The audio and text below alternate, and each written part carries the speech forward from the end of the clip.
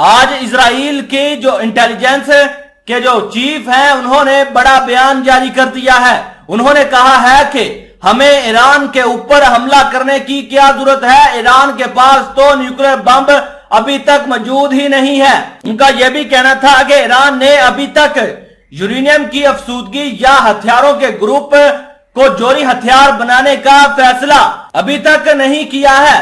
دوستو آپ اپنی سکرین پر رپورٹ ملاحظہ کیجئے جس کے اوپر لکھا ہے کہ Iran does not have a nuclear weapon yet IDF intelligence chief.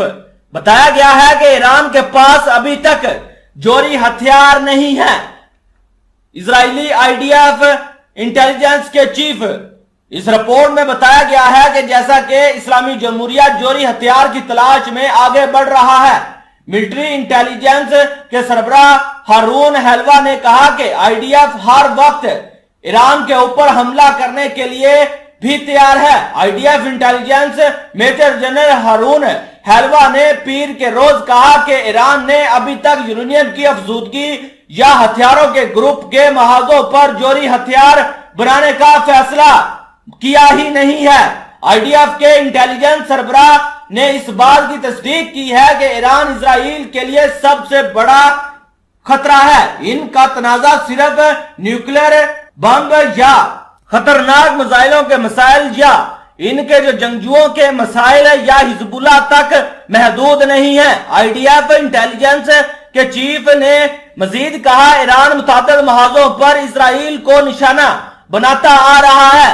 بلکہ وزیر دفاع یو گیلنٹ کے ساتھ اتفاق کرتے ہوئے انہوں نے کہا کہ اسلامی جمہوریہ یروشلم کو ایک ساتھ متعدد محاذوں پر جامع انداز میں آگے بڑھنے کی کوشش کروا رہا ہے. فلسطینیوں کے پاس اسرائیل سے لڑنے کی اپنی وجوہات ہیں لیکن ایرانی فنڈز اور ہتھیار فلسطینیوں کو لڑنے اور لڑائی کو مزید مؤثر بنانے کی ترغیب دیتے ہیں.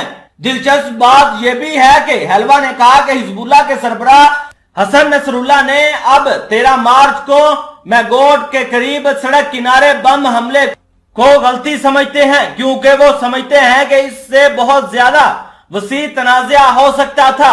انٹیلیجنس چیف نے کہا کہ سعودیوں اور دیگر عرب ریاستوں کے ساتھ ایران کے معمول پر آنے کے عمل اور شام کی عرب لیگ میں واپسی کے باوجود اسرائیل کے لیے ابھی بھی نئے مواقع موجود ہیں کہ وہ ایران کے مقابلے میں اسرائیل کی پوزیشن کو مستحکم کرنے کے لیے اضافی معمول پر آنے والے معاہدے کرے گا.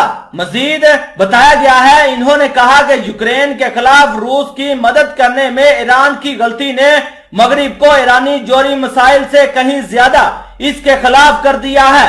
آخر میں حلوہ نے نوٹ کیا کہ موساد اور اسرائیلی سیکیورٹی انٹیلیجنس کے ساتھ ملٹری انٹیلیجنس تعاون پہلے سے کہیں زیادہ قریب ہو چکا ہے.